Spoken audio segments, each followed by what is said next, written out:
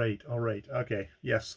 My chapter 5, part 2, no, part 4 of Gulliver's Travels, the voyage to the voyage to the land of the Winhams, where um, we get Swift engaging in yet again more stuff about war, which really horrifies the horse, especially like all the reasons for it, the greed, the just corruption, the all the double dealing that gets done in the name of law. That like one country will come to the aid of another country, and once they've fended off the enemy, they'll then take over the country themselves, enslaving. Um, enslaving half the population while executing the other half of the population. Just really, really, really gross stuff.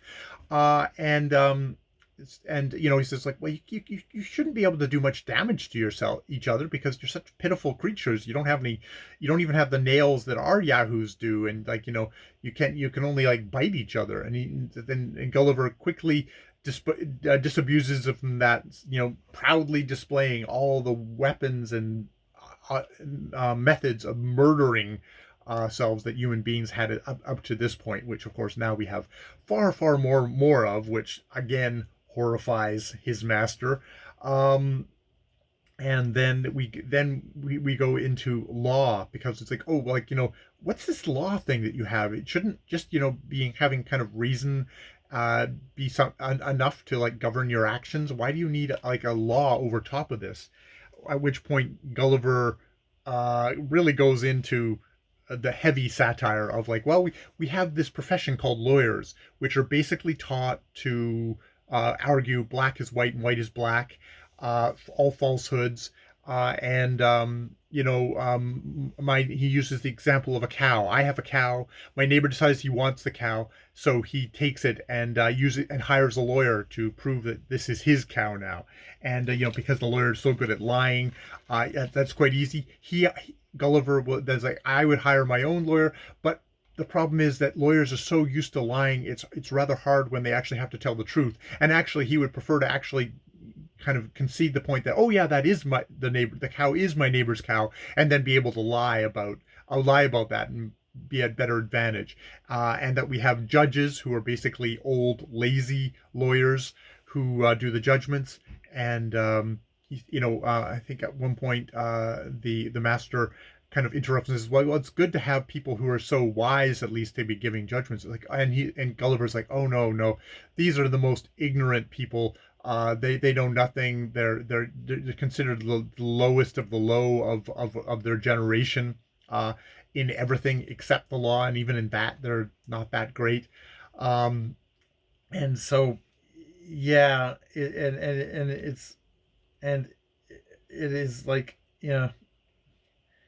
it was a pity that, and my master at the end, my master interposed, said it was a pity that creatures endowed with such prodigious abilities of mind as these lawyers, by the description I gave them, must certainly be, were not rather encouraged to be instructors of others in wisdom and knowledge. And it's like, no, this is where he says that in all points, out of their own trade, they were usually the most ignorant and stupid generation among us, the most despicable in common conversation, avowed enemies to all knowledge and learning, and equally disposed to pervert the general reason of mankind in every other subject of discourse, as in that of their own profession. And that's Swift tearing into both war and into the law. Wow, this is just um, it's in some ways it's like the Marquis de Sade of satire, of just like, we're gonna rip rip everything to shreds here. And he does at the very beginning of it lightly touch on what must be the kind of the sore point with Swift, which is the Glorious Revolution, which is when we brought in the new line of kings, and displace the old ones. And throughout the whole this is how Swift ends up.